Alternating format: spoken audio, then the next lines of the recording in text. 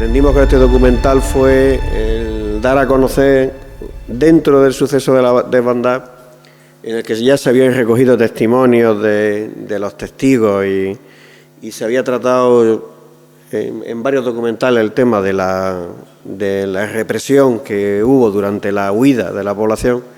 Este suceso que tiene que ver la intervención de la Brigada Internacional, que era muy desconocido, ¿no? Era prácticamente desconocido, y que nosotros lo sacamos a la luz en base casi a una casualidad, porque el proyecto este lo que pretendíamos era localizar imágenes que certificasen lo que ocurrió, lo que la gente decía. Todas las imágenes que habéis visto en este documental tienen relación al texto que se está diciendo, es decir, que son imágenes del acontecimiento, ¿no? de lo que ocurrió, no son imágenes descontextualizadas, ¿no?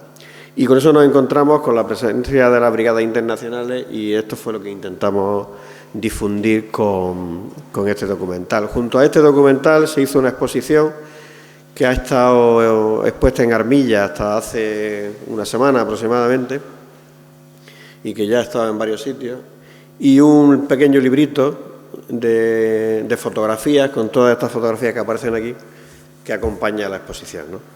Y bueno, pues yo espero que haya gustado, y si queréis, pues hablamos, aclaramos, o lo que queráis. Ya estoy a vuestra disposición. Sí, eso, a ver, cuando ellos llegan, ten en cuenta que esta gente, en fin, lo del batallón Chapayet da para un documental grande, y de hecho estuvimos a punto de hacerlo, porque hay una persona, un alemán que había investigado el batallón Chapayef aquí en la Guerra de España, y con el que estuvimos en contacto, pero desgraciadamente murió a causa del COVID hace un año, ¿no? El batallón Chapayef, las brigadas internacionales, cuando llegan aquí a España, se organizan en base a afinidades lingüísticas. Imaginaos, aquí llegaron gente de 70 y tantos países, ¿eh? Entonces, lo que hace el gobierno republicano, todos ellos llegaban a París, y a través del Partido Comunista Francés, y con la connivencia del gobierno francés, aunque tuvo muchas presiones, pasaban a España, Alicante, Albacete, que es donde estaba la base de encuadramiento de la Brigada Internacional. Y ahí se creaban batallones en función a la lengua, ¿no? Pues, por ejemplo, la Lincoln era la brigada americana, el Garibaldi era la italiana, el Henri Villemain, que se habla aquí, era franco-belga, ¿eh? Pero se encontraron con un batallón donde estaba toda la gente de los países del este, es decir, alemanes, checos, húngaros, polacos, ucranianos, es decir, toda esta gente, y como no sabían qué hacer, pues crearon un batallón que fue el Chapayef, que por eso lo llamaron de las 21 naciones, porque metieron allí a todos los eslavos. Y el lenguaje oficial es el alemán, con lo cual, bueno, a la hora de investigar, pues tuvimos un doble problema, porque toda la información de las brigadas internacionales se puede consultar a través de un ordenador en el archivo ruso de historia sociopolítica. Todo esto se hizo, el Partido Comunista, después de la Guerra de España, se llevó toda esta documentación a la URSS y allí quedó depositada. Y en el año 90 y algo, un proyecto de la Unión Europea con algunas universidades digitalizaron casi todos los documentos y están colgados en línea. Es decir, ustedes se pueden meter ahí mismo en el ordenador y acceder a la base de datos donde están todos los documentos. El problema es que la base de datos está en ruso, el acceso, en primer lugar, y en segundo lugar es que los documentos, cada uno de ellos, están en la lengua de cada uno de los batallones. Y además no son unos CR, es decir, que son imágenes, es decir, que no se puede buscar por una palabra, sino que hay que coger imagen a imagen e ir viendo. Y esto con una entrada en ruso y un documento en alemán. Con lo cual nosotros, pues, yo que hablo, como decía Machado, hablamos el castellano con las dificultades propias de la lengua, pues el alemán era... Y gracias a mucha gente que nos echó una mano, pues pudimos desenmarañar todo esto, ¿no? Bueno, todo este rollo viene a que esta gente, cuando viene, es encuadrada, es enviada directamente a Teruel, En Teruel son masacrados, mueren más del 50% de los efectivos del batallón, porque las brigadas internacionales siempre se utilizaron como batallones de choque, porque en ese momento, tened en consideración que estamos hablando principios del año 37, finales del 36, que es cuando empiezan a llegar los internacionales, la República, el ejército republicano había sido disuelto. La primera decisión que toma el gobierno republicano después del golpe militar es disolver el ejército, porque estaban todos los cuadros del ejército estaban más o menos en connivencia con el golpe, precisamente para evitar que los mandos pudieran tomar decisiones y que progresaran, ¿no? Y de hecho, por eso, en la mayor parte de las ciudades, quienes frenan los alzamientos son los milicianos, ¿no? Que, menos en Granada, por ejemplo, que no se le arma, ¿no? Pero en la mayor parte de las ciudades son los milicianos, los sindicatos y los partidos los que se tiran a la calle y los que logran contener el golpe de Estado. A partir de ahí se crean milicias, columnas, batallones, pero que no tienen ninguna estructura, al mando de gente que no son profesionales, y que son los que van constituyendo las columnas que en Aragón, en Andalucía, que intentan hacer frente a un ejército organizado como era el de la Legión, más las tropas que venían de los tabores de regulares, que evidentemente no podían hacer frente a nada, ¿no? Eso fue lo que ocurrió. Y entonces, las primeras unidades que llegan de internacionales son las primeras unidades que tienen una formación mínima militar y son enviadas inmediatamente al frente.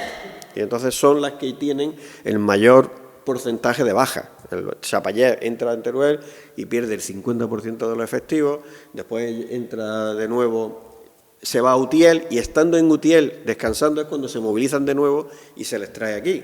De aquí se les lleva a Puerto Llano, donde vuelven a hacer una masacre, y después en Villanueva de la Cañada, donde son prácticamente eliminados, y el batallón desaparece, pero desaparece porque son liquidados, ¿no? Sí, físicamente. Entonces, cuando ellos llegan aquí, llegan a la costa, de aquí son trasladados a Jubiles, porque el mando republicano pensaba que los franquistas iban a hacer una operación por la sierra para intentar ocupar la carretera de Albuñol y envolver a las tropas por la retaguardia. Y ocupan, pues, Treveles, Busquistas, toda esta zona, y suben hasta el Mulhacén. En el Mulhacén, el año pasado hicimos una visita allí, y ahí se pueden ver las posiciones, todavía están allí las posiciones por un lado, de los brigadistas, que luego se fortificaron, y el Ejército Popular de la República, una vez ya establecido después de la caída de Málaga, pues se instaló allí y mantuvo el frente hasta el final de la guerra en esa posición. El ejército republicano ocupaba el vértice Mulhacén hacia abajo, hacia Pitre, y enfrente, en el Veleta, estaba el ejército sublevado. De hecho, todavía hoy hay una toponimia que son las posiciones del Veleta, si alguna vez subís por ahí desde la Hoya de la Mora, que hay un microbús del parque que sube a la gente hasta arriba, la sube hasta las posiciones. Las posiciones son las posiciones del ejército franquista, ¿no?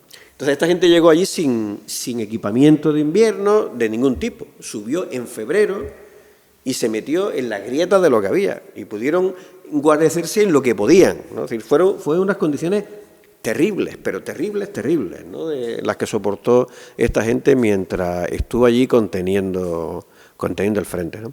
Y para el documental, pues buscamos los sitios donde quedaban vestigios de la presencia de esta gente, y allí, con unas maderas que había, pues reconstruimos un poco lo que ellos nos contaron. Que aquí, en fin, yo es que me enrollo mucho, pero tuvimos un suceso muy curioso.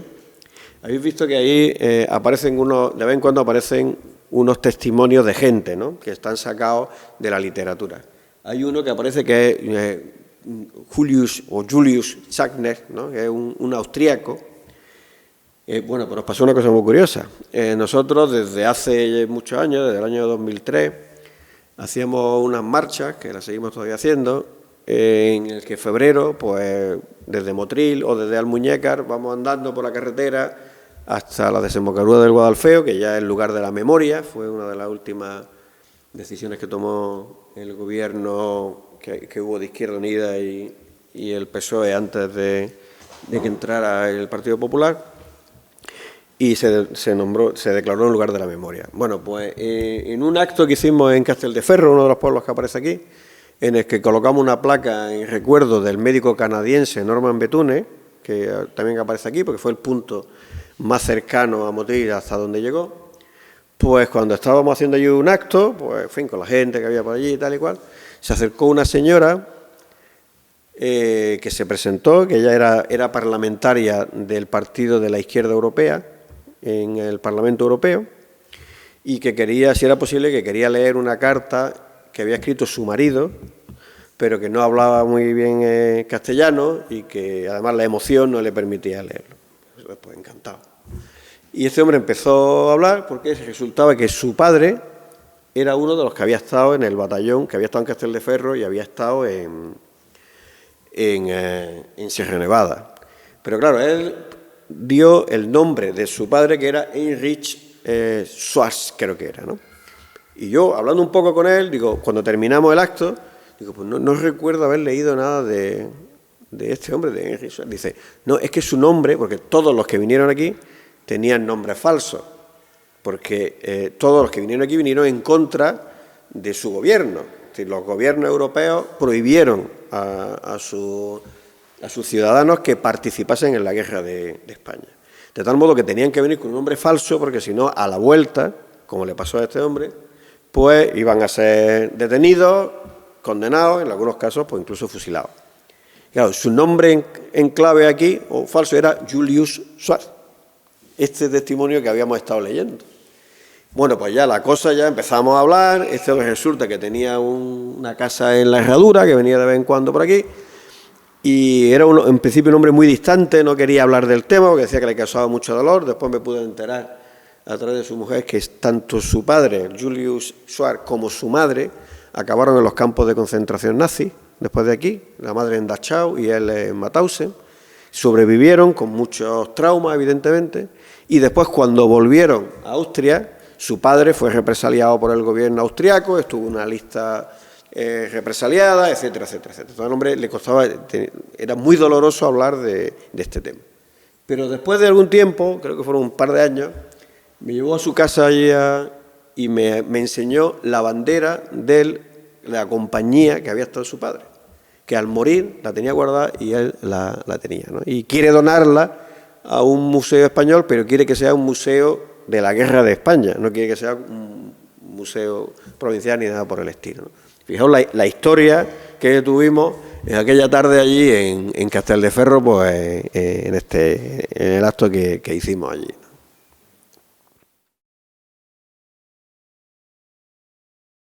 Las brigadas internacionales se disuelven a final del año 38.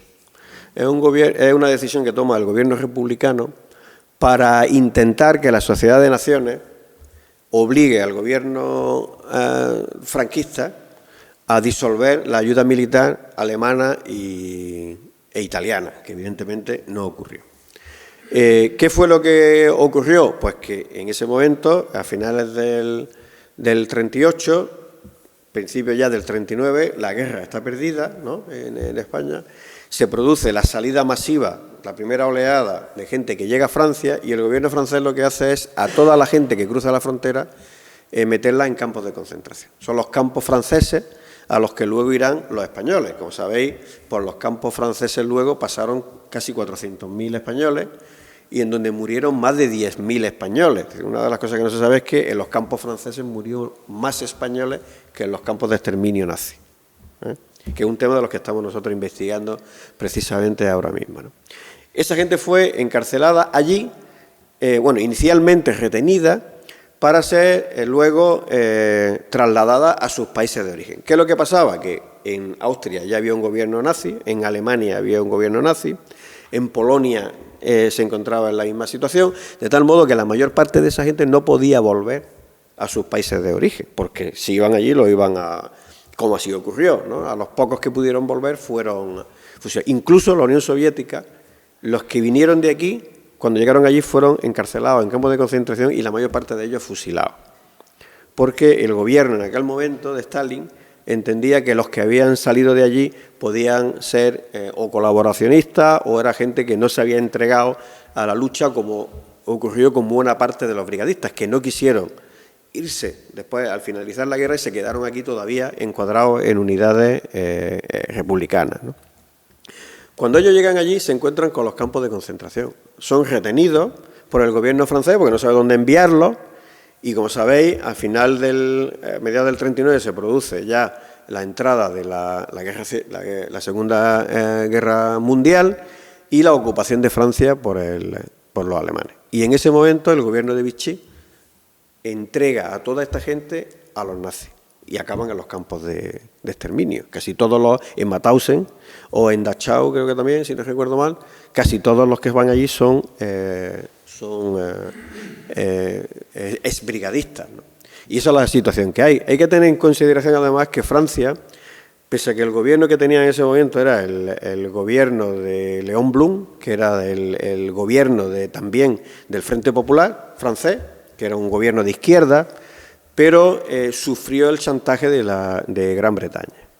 Desde el primer momento, cuando la República Española pide auxilio a las democracias liberales europeas contra el golpe de Estado, se encuentra con la oposición frontal de Gran Bretaña. Lo primero que hace Gran Bretaña es constituir el Comité de No Intervención, si recordáis un poco, que lo que hace es salirse de la Sociedad de Naciones.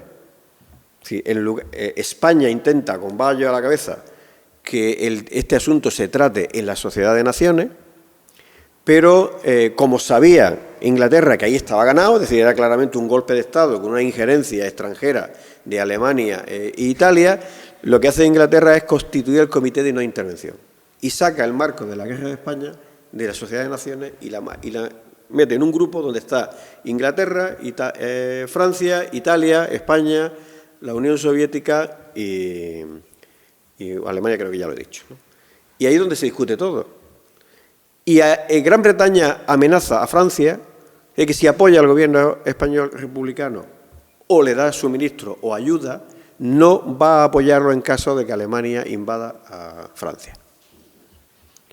Y por eso el gobierno de Léon Blum oficialmente no apoya al gobierno de la República, pero mira para otro lado cuando los internacionales van llegando a Francia, incluso del paso de armamento de algunos de los barcos de armamentos rusos que repostan en la costa de Marsella y esta parte, y mira para otro lado en ese momento. Al final de la guerra no. Al final de la guerra la presión ya de la extrema derecha francesa es tan importante que ya no permite absolutamente nada. Y los españoles que llegan allí son retenidos, son los indeseables. A los españoles les llaman ahí les desiderables, ¿no? Los indeseables. Nadie quiere a los españoles en terreno francés y lo que hacen son los grandes campos, el de Argelès-sur-Mer, el de Bacaré, el Saint-Cyprien, que son campos en la costa francesa, en pleno febrero, marzo, es decir, con un frío tremendo, sin ningún tipo de instalaciones, un vallado simplemente en la playa, donde la gente muere pues de disentería, de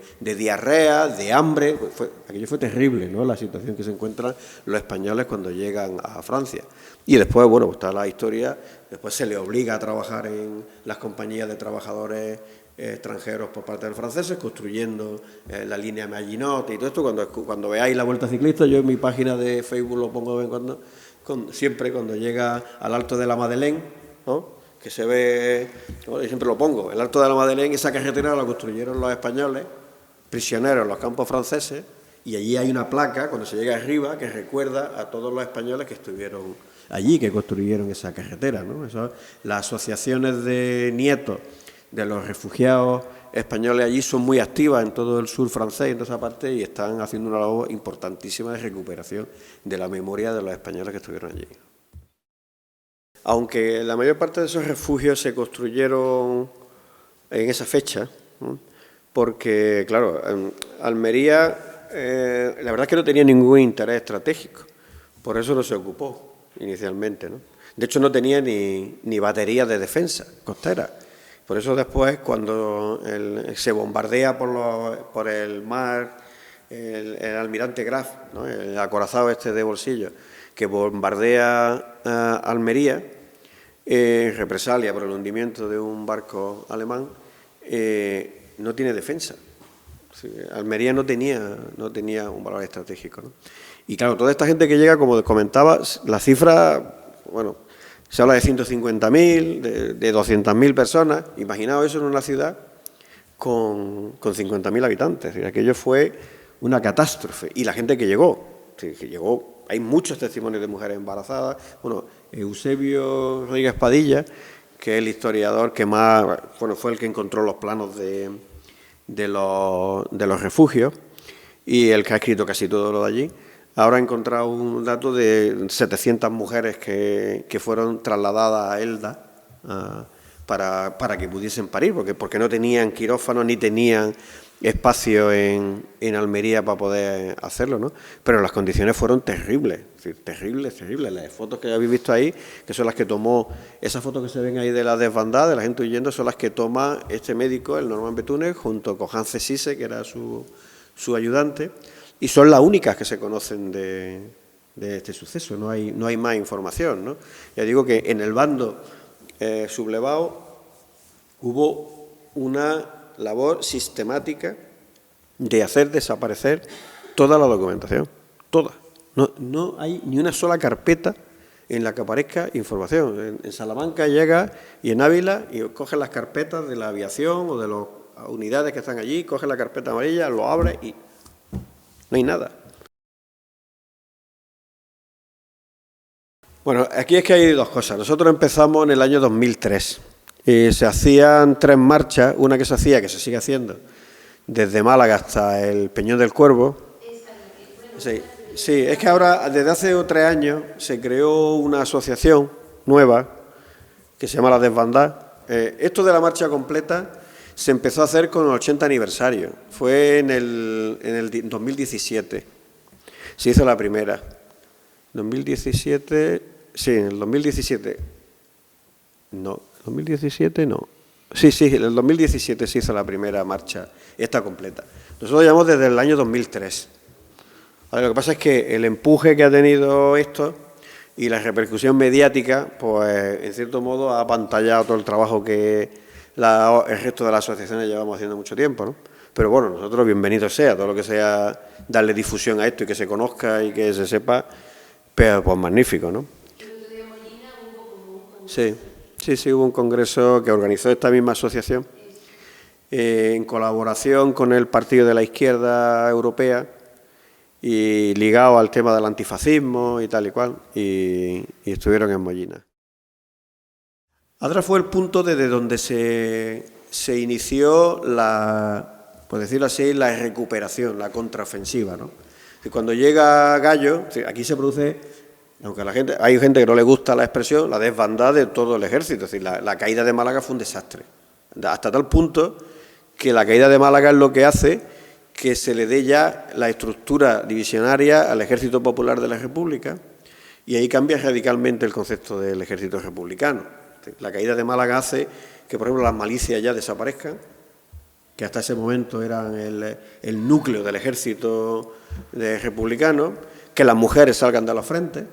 Hasta ese momento la idea de la miliciana, que aparece aquí, era un elemento central de la propaganda republicana. En ese momento las mujeres ya tienen prohibido el acceso al frente y se constituyen las unidades militares basadas en las brigadas mixtas, en la estructura divisionaria, etcétera, ¿no?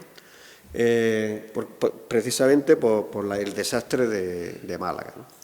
Entonces, quien viene es Gallo, y viene con la 6ª Brigada Mixta, que es una brigada de voluntarios, que se había fogueado en la defensa de Madrid, y el gobierno republicano la moviliza para que frene a los italianos que vienen por la costa. Es decir, que los italianos, después de ocupar Málaga, esa misma noche cogen una columna y se meten en Motril. Y bueno, yo tengo los telegramas que le manda Ciano, que era el cuñado de Mussolini, y que además era el responsable del servicio de inteligencia, en el que por orden de Mussolini le dice a Roata, que es el general que está aquí, que siga avanzando por la costa, que avance hasta Almería. Y Roata le dice que es imposible, que ha avanzado 200 kilómetros, que no tiene a nadie en la retaguardia, que el flanco lo tiene desprotegido y que a dónde va, ¿no? Entonces, ese desastre del ejército es lo que hace cambiarlo absolutamente todo, ¿no? Y bueno, y cuando viene Gallo, donde monta la cabeza de defensa de la carretera es en Adra. Entonces allí tiene unos rifirrafes importantes con la FAI y con la CNT, porque allí las columnas de milicianos eran esencialmente anarquistas, y cuando llega Gallo, pues intenta poner el orden militar que él trae con su brigada, ¿no? Y posteriormente ocupa Albuñol, que es donde tiene ya la vanguardia de la zona, y es donde llegan los brigadistas internacionales. Y desde Albuñol, si conocéis la zona, pues una columna avanza por la carretera que sale a Rubite, a Puerto Camacho, y da caída a Órgiva, y otra columna avanza por la costa hasta llegar hasta Calahonda. Esas dos columnas luego se unen, y cuando iban a ocupar Motril es cuando son desplazados hacia la Alpujar, ¿no? Hacia Jubiles. Y Adra es una de las zonas donde de hecho luego allí fue, tanto Adra como Albuñol, fue sede del 14 Cuerpo de Guerrilleros. Como sabéis, la República, el primer cuerpo organizado de guerrilleros, de operaciones especiales, por decirlo así, que lo organizó la República Española, era el 14 Cuerpo, y las unidades que tenía desplazadas tenían la sede en Adra y en Albuñol, ¿no? De donde partieron todas estas unidades. De todas formas, hay un documental. Hay varios documentales sobre este tema. Para mí el mejor fue uno que se hizo con motivo del 70 aniversario, que lo hizo a Alfonso Domingo, y lo presenta, o la persona que va haciendo el recorrido, ¿no? Es Juan Madrid, el escritor, ¿no? que ahora mismo está en Salobreña. Él lo hizo en el año, si no recuerdo mal, fue en el año 2007, que lo pagó entonces la Televisión Española, y se llama La carretera de la muerte. Y él en 2007 pudo grabar a muchísima gente que había estado en la carretera y que todavía era lúcida, ¿no? Y entonces hay unos testimonios desgarradores, es decir, el testimonio de gente que ve cómo sus padres se murieron ahogados en el río Guadalfeo, que fueron ametrallados. Hay unos testimonios ahí desgarradores, ¿no? Sí. Y a ver, que lo que quiero decir es que hay varios documentales. Este de Alfonso Domingo, que se puede ver en internet, porque está colgado. Después hay otro que hizo el periódico Sur de Málaga, que también recoge muchos testimonios, pero eran documentales esencialmente de testimonios de testigos, ¿no? Y nosotros lo que queríamos aquí era otra parte que no se conocía, que era esta, ¿no? Por eso no hemos querido meter aquí en el documental más testimonios de gente, ¿no? Pero efectivamente, nosotros lo que estamos ahora en la investigación actual, tenemos muchas cosas y muy poca gente, ¿no? Pero una de las cosas que estamos viendo es cómo esta gente, porque la gente que sale de Málaga mayoritariamente llega a Alicante, a Murcia y a Barcelona, y desde allí fueron distribuidos, ¿no? En Barcelona llegan casi 50.000 andaluces a Cataluña. Esa gente es la que luego pasa a Francia, cuando la caída de Barcelona, en la retirada, la que acaba en los campos franceses, y parte de esa gente es la que acaba en los campos de exterminio nazi. Y lo que estamos intentando ahora es ese recorrido, a ver cómo se hizo, dónde estuvieron, pero claro, nos encontramos con que no hay censos, no hay datos, han desaparecido muchísima información, ¿no? Pero ahí, en ese trabajo estamos ahora mismo. Pues nada, yo animaros que sigáis con esta jornada, que poquito a poquito, en cada pueblo, sigamos poniendo una piedrecita y que vayamos construyendo la memoria democrática de este país. Nosotros distinguimos siempre entre la memoria histórica y la democrática, ¿no? La democrática, para nosotros lo importante es la enseñanza de toda esta gente que dio su vida, sufrió maltrato, sufrieron la cárcel, sufrieron las vejaciones para la lucha por las libertades, para tener una sociedad democrática, ¿no? Esto no fue dado ni por el rey ni por Suárez, ¿verdad? Esto fue la lucha de la gente y lo último que tenemos que darle es el olvido. Bueno, pues nada, espero que os haya gustado la charla y nada.